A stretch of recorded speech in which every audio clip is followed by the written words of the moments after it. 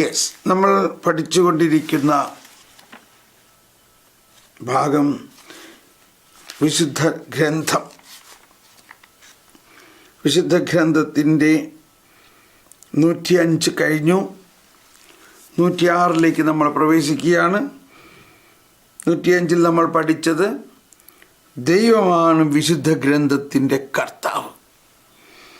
വിശുദ്ധ ഗ്രന്ഥം ഉൾക്കൊള്ളുന്നതും അവതരിപ്പിക്കുന്നതുമായ ദൈവാവിഷ്കൃത സത്യങ്ങൾ പരിശുദ്ധാത്മ നിവേശനത്താൽ എഴുതപ്പെട്ടവയാണ്. പരിശുദ്ധ സഭാ മാതാവ് അപ്പസ്തോലിക വിശ്വാസത്തിൽ ഉറച്ചു നിന്നുകൊണ്ട് പുതിയ നിയമത്തിലെയും പഴയ നിയമത്തിലെയും പുസ്തകങ്ങൾ മുഴുവനും അവയുടെ എല്ലാ ഭാഗങ്ങളും ഉൾപ്പെടെ വിശുദ്ധവും കാനോനികവുമാണെന്ന് പ്രഖ്യാപിക്കുന്നു. ഇതിനുപോദ്ഫലകമായി നിലകൊള്ളുന്നത് പരിശുദ്ധാത്മ നിവേശനത്താൽ എഴുതപ്പെട്ട അവയുടെ കർത്താവ് ദൈവം തന്നെയാണെന്നും അവ അപ്പാടെ സഭയ്ക്ക് ഏൽപ്പിക്കപ്പെട്ടിരിക്കുന്നുവെന്നുമുള്ള വസ്തുതയാണ്. നമ്മൾ ഇന്നലെ ഇതെല്ലാം പഠിച്ചു. തുടർന്ന് നമ്മൾ 106, 107 കിടക്കുകയാണ്. വിശുദ്ധ ഗ്രന്ഥത്തിലെ പുസ്തകങ്ങളുടെ മാനുഷിക രചയിതാക്കളെ ദൈവം പ്രചോദിപ്പിച്ചു. വിശുദ്ധ ഗ്രന്ഥരചനയ്ക്കായി ദൈവം ചില മനുഷ്യരെ തെരഞ്ഞെടുത്തു. Praise the Lord. അവരുടെ കഴിവുകളോടും ശക്തികളോടും കൂടെ അവരെ ദൈവം ഉപകരണങ്ങളായി വിനിയോഗിച്ചു. ഗ്രന്ഥരചന പ്രക്രിയയിൽ ദൈവം അവരിൽ കൂടിയും പ്രവർത്തിച്ചെങ്കിലും യഥാർത്ഥ ഗ്രന്ഥകാരന്മാർ എന്ന നിലയ്ക്കാണ് അവർ ദൈവം തങ്ങളോട് ആവശ്യപ്പെട്ടതെല്ലാം അവ മാത്രം രേഖപ്പെടുത്തിയത്. 71 ഇതെല്ലാം വറ്റിക്കാൻ ഡോക്യുമെൻറ്റിൽ നിന്നാണ് ഡൈവർബം 71. വിശുദ്ധ ഗ്രന്ഥത്തിലെ പുസ്തകങ്ങളുടെ മാനുഷിക രചയിതാക്കളെ ദൈവം പ്രചോദിപ്പിച്ചു. വിശുദ്ധ ഗ്രന്ഥരചനയ്ക്കായി ദൈവം ചില മനുഷ്യരെ തെരഞ്ഞെടുത്തു. അതാണ്, അവർ മാനുഷിക രചയിതാക്കളാണെങ്കിലും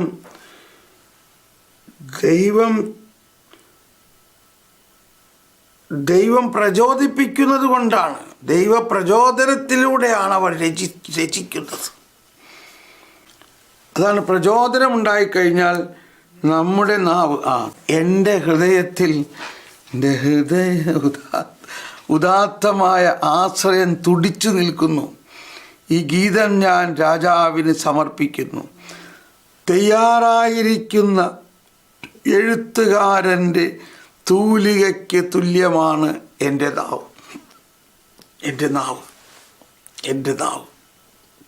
അപ്പോൾ അതാണ് പ്രചോദനം ഉണ്ടായിക്കഴിയുമ്പോൾ.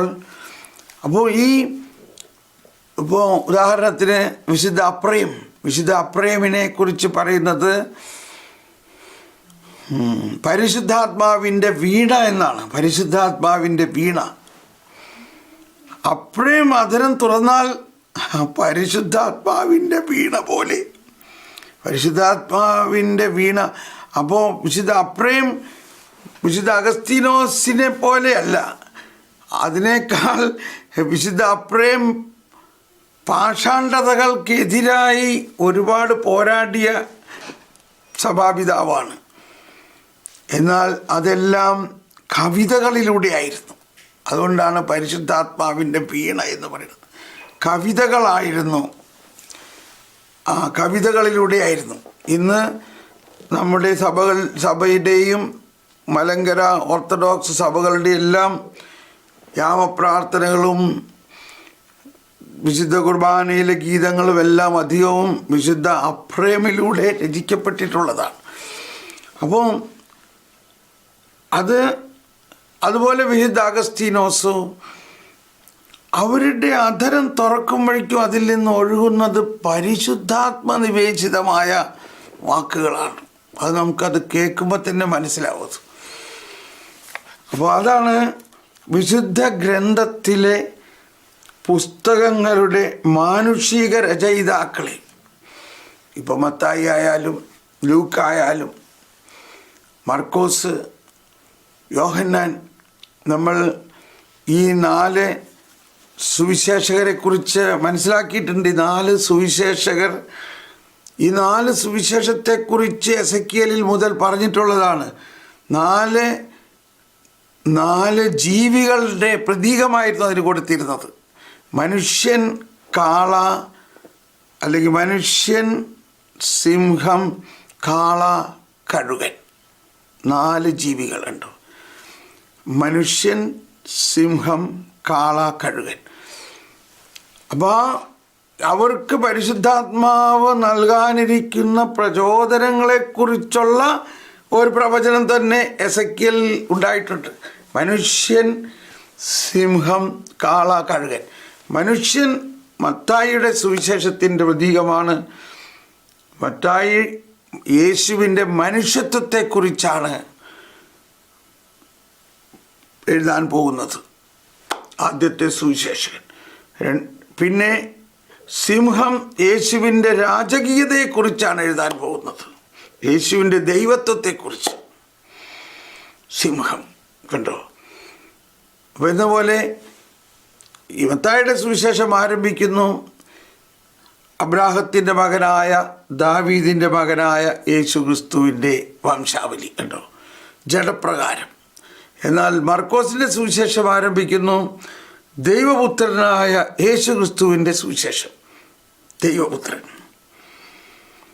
ഇനി ലൂക്കായുടെ സുവിശേഷം യേശുവിൻ്റെ പൗരോഹിത്യത്തിൻ്റെ ഊന്നൽ കൊടുത്തുകൊണ്ടുള്ള സുവിശേഷമാണ്. അതുകൊണ്ട് കാള സഹിക്കുന്നതിനും ബലിയായി എന്ത് ഭാരവും ചുമക്കുന്നതിനും ശുശ്രൂഷയാണ് കാള ചെയ്യുന്നത്, ശുശ്രൂഷ. കഴുകൻ ഉച്ചത്തിൽ, അത് വളരെ ഉയരത്തിൽ നിന്ന് കണ്ണുകളിലൂടെ നോക്കുന്ന വെളിപാടിൻ്റെ സുവിശേഷമാണ്. അപ്പോൾ ഇതെല്ലാം ഒരു സുപ്രഭാതത്തിൽ ഇങ്ങനെ പെട്ടെന്നുണ്ടായതല്ല, വളരെ മുൻപേ തന്നെ ദൈവം പദ്ധതി ചെയ്തിട്ടുള്ളതാണ്. ആ പ്രചോദനമനുസരിച്ച് ഈ 4 സുവിശേഷകരിലും കാണുന്ന മറ്റൊരു മനോഹാരിത 2 അപ്പസ്തോലന്മാരാണ്, ആദ്യവും അവസാനത്തെയും. മത്തായിയും യോഹന്നാനും അപ്പസ്തോലന്മാരാണ്. എന്നാൽ മർക്കോസും ലൂക്കായും നമ്മളെപ്പോലെയുള്ള സാധാരണ ശിഷ്യന്മാരാണ്. അതാണ് പിതാക്കന്മാർ പറയുന്നത്. ഇതാണ് സാധാരണ അൽമേനികളെയും കർത്താവ് അപ്പസ്തോലന്മാരുടെ നിരയിൽ കൊണ്ടുവന്നുകൊണ്ട് സുവിശേഷ രചയിതാക്കളാക്കിക്കൊണ്ട് എല്ലാവരിലും പരിശുദ്ധാത്മാവ് പ്രചോദിപ്പിക്കാം എന്ന് വെളിപ്പെടുത്തുന്നു. Praise the Lord. അതുകൊണ്ട് നമ്മൾ എത്ര ചെറിയവരായാലും നമ്മളെല്ലാം പരിശുദ്ധാത്മാവ് പ്രചോദിപ്പിക്കും എന്ന് മനസ്സിലാക്കണം. Praise the Lord. അപ്പോൾ വിശുദ്ധ ഗ്രന്ഥത്തിലെ പുസ്തകങ്ങളുടെ മാനുഷിക രചയിതാക്കളെ, ഇതിത്ര ഞാൻ പറയാൻ കാരണം ആ മാനുഷിക രചയിതാക്കളെ മനസ്സിലാക്കുകയും അതോടൊപ്പം ആ മാനുഷിക രചയിതാക്കൾ ദൈവം പ്രചോദിപ്പിച്ചത് കൊണ്ടാണ് അത് എഴുതിയത്. അവരുടെ ഇഷ്ടപ്രകാരമോ അവർ ബുദ്ധി ഉപയോഗിച്ചോ അല്ല. നമുക്ക് തുടരാം. വിശുദ്ധ ഗ്രന്ഥരചനയ്ക്കായി ദൈവം ചില മനുഷ്യരെ തിരഞ്ഞെടുത്തു. അതാണ് മത്തായിയെക്കുറിച്ച് നമ്മളെപ്പോഴും പറയാറുള്ളതാണ്. മത്തായി ചുങ്കക്കാരൻ, എല്ലാവരാലും തിരസ്കരിക്കപ്പെട്ട ഒരു പാപി. പക്ഷേ മത്തായിയുടെ വീട്ടിലേക്ക് ഈശോ വരികയാണ്. അവിടെ കിടക്കാൻ പാടില്ല എന്നാണ് അവരുടെ നിയമം. മത്തായി അത്രയ്ക്ക്, പക്ഷെ കർത്താവ് ഈശോ മിശിഹ അവിടെ വന്നിട്ട് അവനെ വളരെ കരുണയോടെ സൂക്ഷിച്ച് നോക്കി, എൻ്റെ പിന്നാലെ വരിക. മത്തായി എന്ന വലിയ ചുങ്കക്കാരനും പാപിയുമായ മത്തായിയിൽ ഈശോ എന്ത് കണ്ടു? ഈശോ എസെക്കിയേലിൽ പറഞ്ഞിരിക്കുന്ന ആ പ്രവചനം കണ്ടു. ഇവനാണ് ആദ്യത്തെ സുവിശേഷകനാകാൻ പോണ ആൾ. മത്തായി കണ്ടോ, സാധാരണ ഒരു പാപിയായ മനുഷ്യനെ ദൈവം പ്രചോദിപ്പിച്ചു. വിശുദ്ധ ഗ്രന്ഥരചനയ്ക്കായി ദൈവം ചില മനുഷ്യനെ തിരഞ്ഞെടുത്തു. അവരുടെ കഴിവുകളോടും ശക്തികളോടും കൂടി അവരെ ദൈവം ഉപകരണങ്ങളായി വിനിയോഗിച്ചു. ഗ്രന്ഥരചനാ പ്രക്രിയയിൽ ദൈവം അവരിൽ കൂടിയും പ്രവർത്തിച്ചെങ്കിലും യഥാർത്ഥ ഗ്രന്ഥകാരന്മാർ എന്ന നിലയ്ക്കാണ് അവർ ദൈവം തങ്ങളോട് ആവശ്യപ്പെട്ടതെല്ലാം അവ മാത്രം രേഖപ്പെടുത്തിയത്. ദൈവം തങ്ങളോട് ആവശ്യപ്പെട്ടതെല്ലാം മാത്രമാണ് അവർ രേഖപ്പെടുത്തിയത്. അപ്പോൾ അവർ രേഖപ്പെടുത്തിയത് ദൈവം ആവശ്യപ്പെട്ടതനുസരിച്ചിട്ടാണ്. അവരുടെ സ്വന്തം ഭാവനയിൽ രൂപം കൊണ്ട ഒന്നുമല്ല. ഇതാണ് നമ്മൾ മനസ്സിലാക്കേണ്ട വലിയ കാര്യം. വിശുദ്ധ ഗ്രന്ഥത്തെക്കുറിച്ച് തന്നെ നമ്മൾ മനസ്സിലാക്കുമ്പോൾ തുടർന്ന് നമ്മൾ 107 പോവുകയാണ്.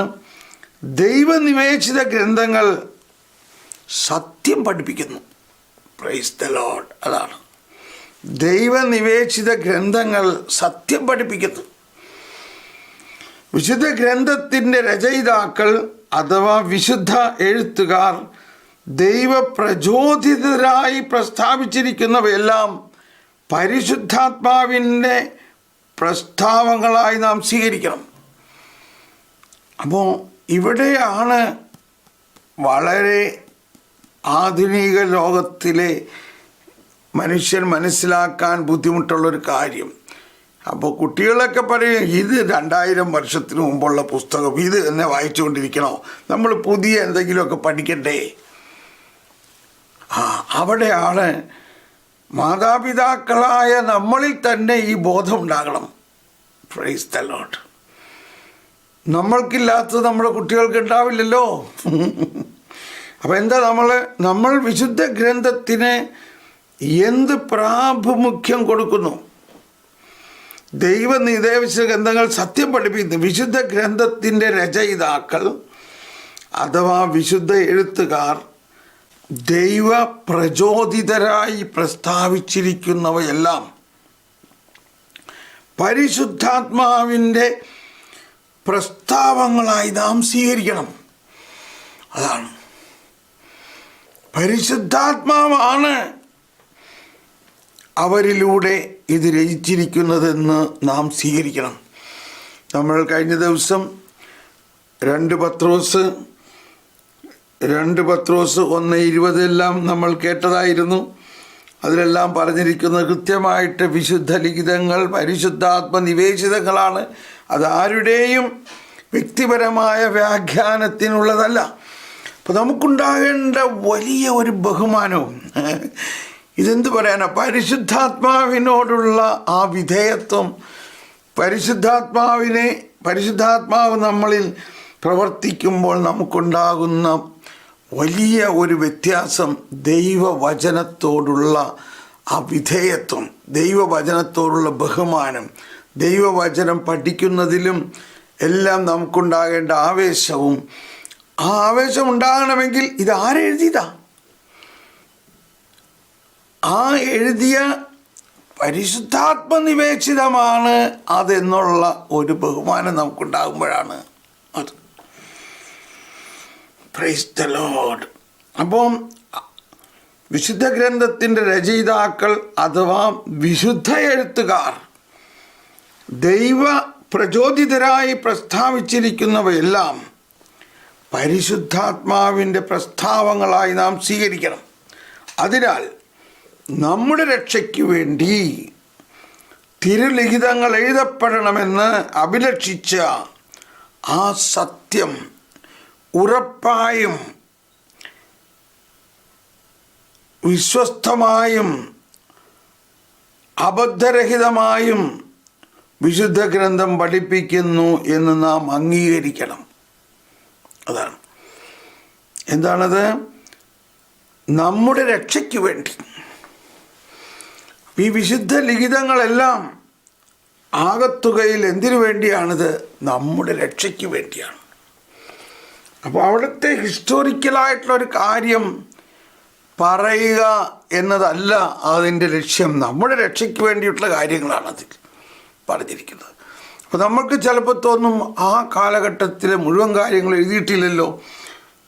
ഈ വിശുദ്ധ ലിഖിതത്തിൻ്റെ ഉദ്ദേശം ആ കാലഘട്ടത്തിലെ ഹിസ്റ്ററി പറയുക എന്നുള്ളതല്ല,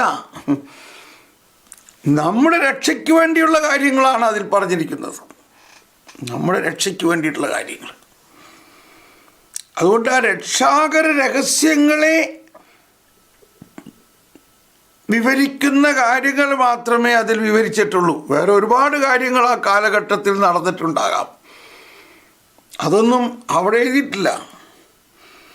ചിലപ്പോൾ ഉണ്ടാവണ ഒരു കാര്യം, ഇതെന്താ അങ്ങനെ എഴുതാഞ്ഞത് അവർ എന്നൊക്കെ ചിലർ ചോദിക്കുമ്പോൾ നമ്മളാരാ കർത്താവിനോട് ചോദിക്കാനായിട്ട് അതെന്താ അങ്ങനെ എഴുതാഞ്ഞെന്ന്. അപ്പം ഈ അർത്ഥം മനസ്സിലായാലേ ആ ചോദ്യം ഇല്ലാതിരിക്കുകയുള്ളൂ. എന്തിനാണ് ഇത് എഴുതിയത്? ആ കാലഘട്ടത്തിലെ ഹിസ്റ്ററി ഉണ്ടാക്കാനാണോ? ഹിസ്റ്ററി ഉണ്ടാകുമായിരിക്കും, പക്ഷേ അതിനകത്ത് ചിലതൊന്നും എഴുതിയിട്ടില്ലല്ലോ. ഇത് തന്നെ എന്തുകൊണ്ടാണ് എഴുതിയിരിക്കുന്നത്? ഇത് എഴുതിയിരിക്കുന്നത്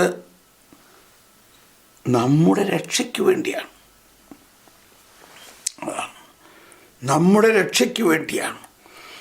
നമ്മുടെ രക്ഷയ്ക്ക് വേണ്ടി തിരുലിഖിതങ്ങളിൽ എഴുതപ്പെടണമെന്ന് അഭിലഷിച്ച ആ സത്യം ഉറപ്പായും വിശ്വസ്തമായും, ഉറപ്പായും 1, വിശ്വസ്തമായും 2, അബദ്ധരഹിതമായും, അതിൽ ഒരു തെറ്റും ഇല്ല. അത് തെറ്റ് കണ്ടുപിടിക്കാൻ നമ്മൾ നോക്കരുത്. തെറ്റ് കണ്ടുപിടിക്കാൻ നോക്കുന്നവന് ഒരുപാട് തെറ്റ് കാണാൻ പറ്റും.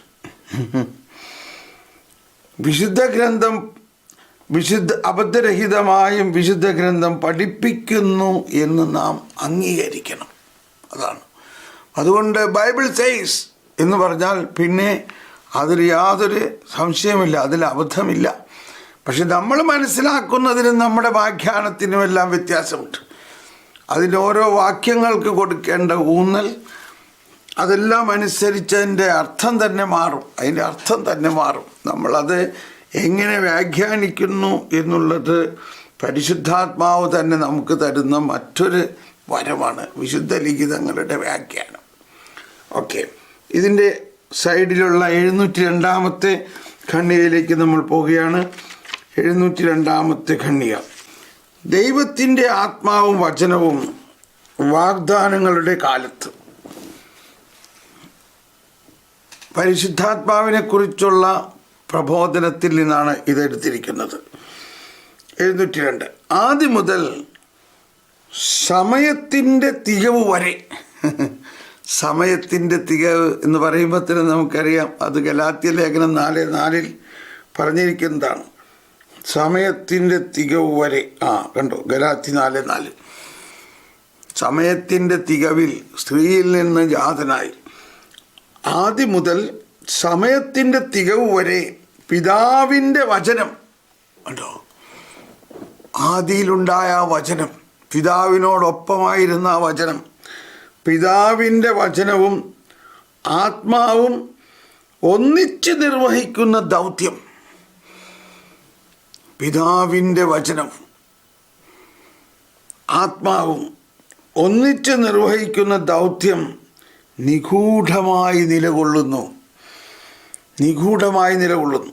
വലിയൊരു പോയിൻ്റാണിത്. അപ്പോൾ കാലസമ്പൂർണത വന്നപ്പോൾ ദൈവം തൻ്റെ പുത്രനെ അയച്ചു. അവൻ സ്ത്രീയിൽ നിന്ന് ജാതനായി. അപ്പോൾ ആ കാലസമ്പൂർണത, അതാണ് സമയത്തിൻ്റെ തികവ് വരെ. കന്യകയിലൂടെ പുത്രൻ വചനം മാംസമാകുന്നത് വരെ ഈ വചനം എവിടെയായിരുന്നു? ഈ വചനം പിതാവിനോടൊപ്പമായിരുന്നു. പിതാവിൻ്റെ വചനവും ആത്മാവും ഒന്നിച്ച് നിർവഹിക്കുന്ന ദൗത്യം നിഗൂഢമായി നിലകൊള്ളുന്നു. അതാണ്, നിഗൂഢമായി നിലകൊള്ളുന്നു. എങ്കിലും അത് പ്രവർത്തനനിരതമാണ്. അതാണ് ആ പഴയ നിയമ കാലഘട്ടത്തിൽ സങ്കീർത്തനങ്ങളിലെ ക്രിസ്തു വിജ്ഞാനീയം. ദൈവത്തിൻ്റെ ആത്മാവ് മിശിഹായുടെ കാലത്തിനായുള്ള ഒരുക്കം നടത്തുന്നു. അവരിരുവരും പൂർണ്ണമായി വെളിവാക്കപ്പെട്ടിട്ടില്ല. പക്ഷേ അവർക്കായി കാത്തിരിക്കാനും അവരുടെ പ്രത്യക്ഷപ്പെടലിൽ അവരെ സ്വാഗതം ചെയ്യാനും വേണ്ടി വാഗ്ദാനം ചെയ്യപ്പെട്ടവരാണ് അവർ. ഇക്കാരണത്താൽ സഭ പഴയ നിയമം വായിക്കുമ്പോൾ പ്രവാചകന്മാർ വഴി സംസാരിച്ച ആത്മാവ് ക്രിസ്തുവിനെപ്പറ്റി നമ്മോട് എന്തു പറയാൻ ആഗ്രഹിക്കുന്നു എന്നാണ് അന്വേഷിക്കുന്നത്. 2 കൊരിന്ത്യർ 3:14, യോഹന്നാൻ 5:39, 46. 2 കൊരിന്ത്യർ 3:14 വായിക്കാം. അവരുടെ മനസ്സ് കടുപ്പമേറിയതായിരുന്നു. അവരെ പഴയ പ്രമാണം വായിക്കുമ്പോൾ അതേ മൂടുപടം ഇന്നും അവശേഷിക്കുന്നു. എന്തെന്നാൽ ക്രിസ്തുവിലൂടെ മാത്രമാണ് അത് നീക്കപ്പെടുന്നത്. അതാണ് പഴയ നിയമകാലത്ത് ക്രിസ്തുവിനെക്കുറിച്ച് പറഞ്ഞിട്ടുള്ള കാര്യങ്ങൾ നിഗൂഢമായിരിക്കുന്നത് കൊണ്ടാണ്. അതവർക്ക് മനസ്സിലായിട്ടില്ല. 5:38 അവിടെ നയിച്ചവനെ നിങ്ങൾ വിശ്വസിക്കാത്തത് കൊണ്ട് അവിടുത്തെ വചനം നിങ്ങളിൽ വസിക്കുന്നില്ല. യോഹന്നാൻ 5:38. വിശുദ്ധ ലിഖിതങ്ങളും നിങ്ങൾ പഠിക്കുന്നു, എന്തെന്നാൽ അവയിൽ നിത്യജീവൻ ഉണ്ടെന്ന് നിങ്ങൾ വിചാരിക്കുന്നു. അവ തന്നെയാണ് എന്നെക്കുറിച്ച് സാക്ഷ്യം നൽകുന്നത്. യോഹന്നാൻ 5:39.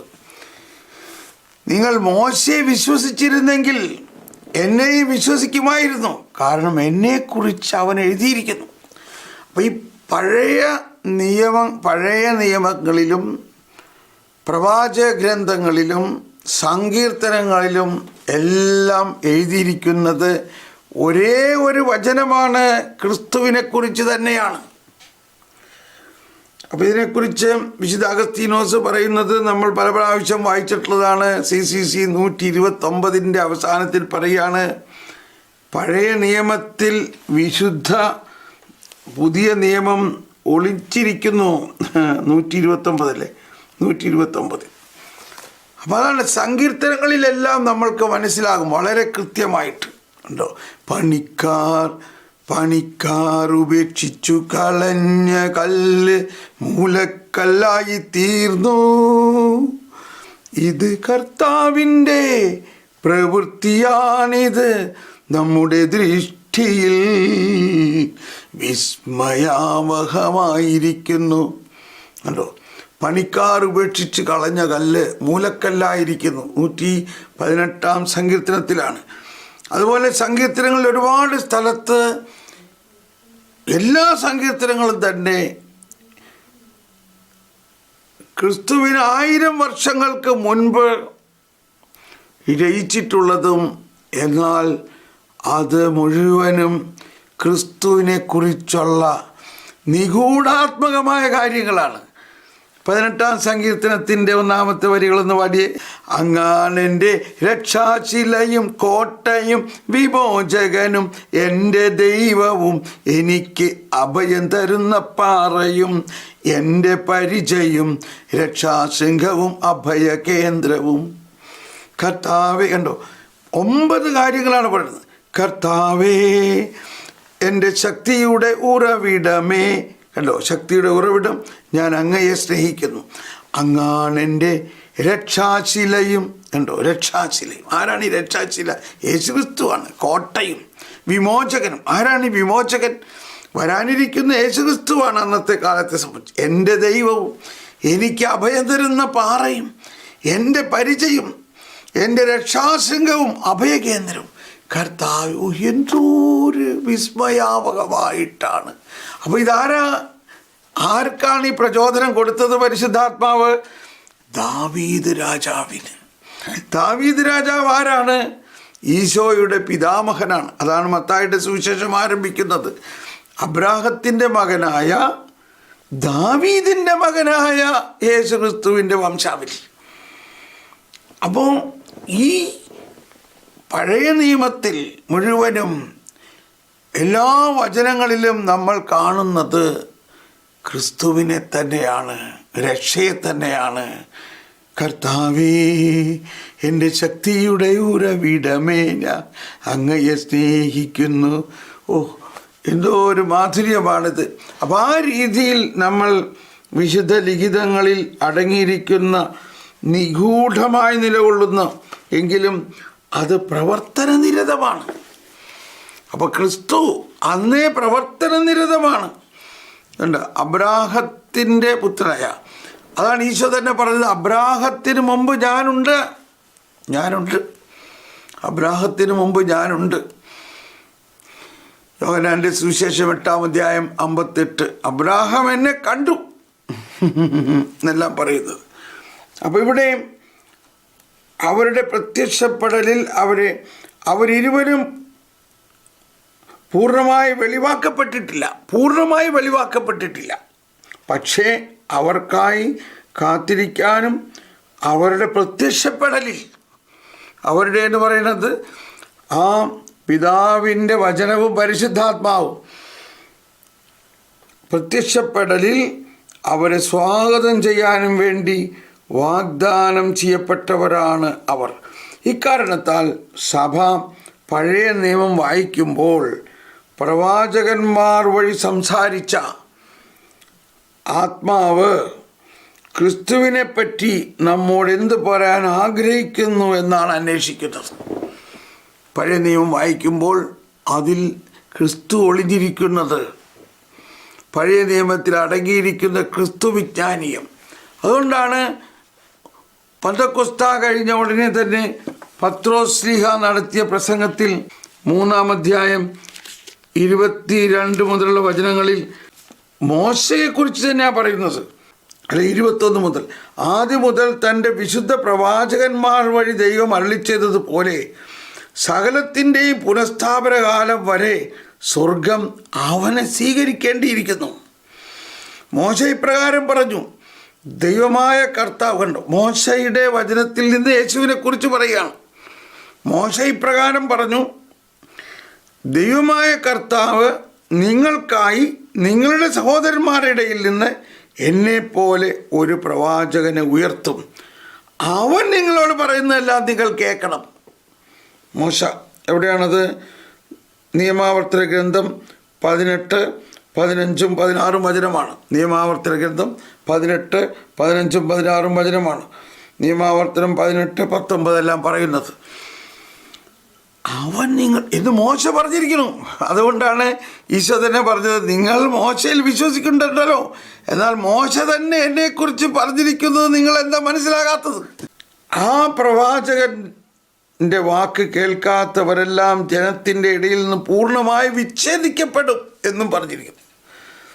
എന്നിട്ട് പത്രോസ്ലീഹ പറയുന്നത് കണ്ടോ, ഒറ്റ വരിയിൽ പഴയ നിയമം മുഴുവനും പത്രോസ് പറയുകയാണ്. സാമുവലും തുടർന്ന് വന്ന പ്രവാചകന്മാരെല്ലാവരും ഈ ദിവസങ്ങളെപ്പറ്റി പ്രഖ്യാപിച്ചിട്ടുണ്ട്. ഉണ്ടോ? സാമുവൽ പ്രവാചകനും തുടർന്ന് വന്ന പ്രവാചകന്മാരെല്ലാവരും. കണ്ടോ, ഈ മുക്കുവനായ പത്രോസ് ഇതൊക്കെ എന്ന് പഠിച്ചു. അതാണ്. അപ്പോൾ നമ്മൾ ഇതെല്ലാം പഠിക്കണം. നിങ്ങൾ പ്രവാചകന്മാരുടെയും നമ്മുടെ പിതാക്കന്മാരോട് ദൈവം ചെയ്ത ഉടമ്പടിയുടെയും സന്തതികളാണ്. അവിടുന്ന് അബ്രാഹത്തോട് അരുളി ചെയ്തു, ഭൂമിയിലെ എല്ലാ കുടുംബങ്ങളും നിന്റെ സന്തതി വഴി അനുഗ്രഹീതമാകും. Praise the Lord. അപ്പം എന്തൊരു മനോഹാരിതയാണ് ഇതിൽ കാണുന്നത്. അപ്പോൾ ഇവിടെയാണ് വിശുദ്ധ ഗ്രന്ഥത്തിലെ പഴയ നിയമത്തിൽ അടങ്ങിയിരിക്കുന്ന പുതിയ നിയമം, പഴയ നിയമത്തിൽ അടങ്ങിയിരിക്കുന്ന ക്രിസ്തു വിജ്ഞാനീയം, പ്രത്യേകിച്ച് സങ്കീർത്തനങ്ങളിൽ. നമ്മൾ 1-ാം സങ്കീർത്തനത്തിൽ തന്നെ പറയുന്നത് ആദത്തെയും ക്രിസ്തുവിനെയും കുറിച്ചാണ്. 1-ാം സങ്കീർത്തനം തന്നെ പറയുന്നത്. തുടർന്ന് പഴയ നിയമത്തിലും പുതിയ നിയമത്തിലും ഉള്ള എല്ലാ വിശുദ്ധ ഗ്രന്ഥങ്ങളുടെയും രചനയിൽ പരിശുദ്ധാത്മാവ് പ്രചോദിപ്പിച്ച എല്ലാവരെയുമാണ് പ്രവാചകർ എന്നതുകൊണ്ട് സഭയുടെ വിശ്വാസം ഇവിടെ അർത്ഥമാക്കുന്നത്. ഒന്നാമതായി നിയമം, ആദ്യത്തെ 5 പുസ്തകങ്ങൾ അഥവാ പഞ്ചഗ്രന്ഥി. പിന്നീട് പ്രവാചകന്മാർ, നാം ചരിത്രപരമായ ഗ്രന്ഥങ്ങളെന്നും പ്രവാചകപരമായ ഗ്രന്ഥങ്ങളെന്നും വിളിക്കുന്നവ, അതാണ് പ്രവാചകന്മാർ. അവസാനമായി ലിഖിതങ്ങൾ, പ്രത്യേകിച്ച് വിജ്ഞാന സാഹിത്യം, പിന്നെ സങ്കീർത്തനങ്ങൾ എന്നിങ്ങനെ യഹൂദ പാരമ്പര്യം അവയെ വേർതിരിക്കുന്നു. 62 ലൂക്ക 24:44. അപ്പോൾ ഈശോ തന്നെ പറയുന്നത് ഇതാണ്: എന്നെക്കുറിച്ച് മോശയുടെ പുസ്തകങ്ങളിലും പ്രവാചക ഗ്രന്ഥങ്ങളിലും സങ്കീർത്തനങ്ങളിലും എഴുതപ്പെട്ടിട്ടുള്ളത് പൂർത്തിയാകണ്ടേ. ലൂക്കാ സുവിശേഷം 24:44. എന്നിട്ട് വിശുദ്ധ ലിഖിതങ്ങൾ മനസ്സിലാക്കാൻ തക്ക വിധം അവൻ അവരുടെ മനസ്സ് തുറന്നു.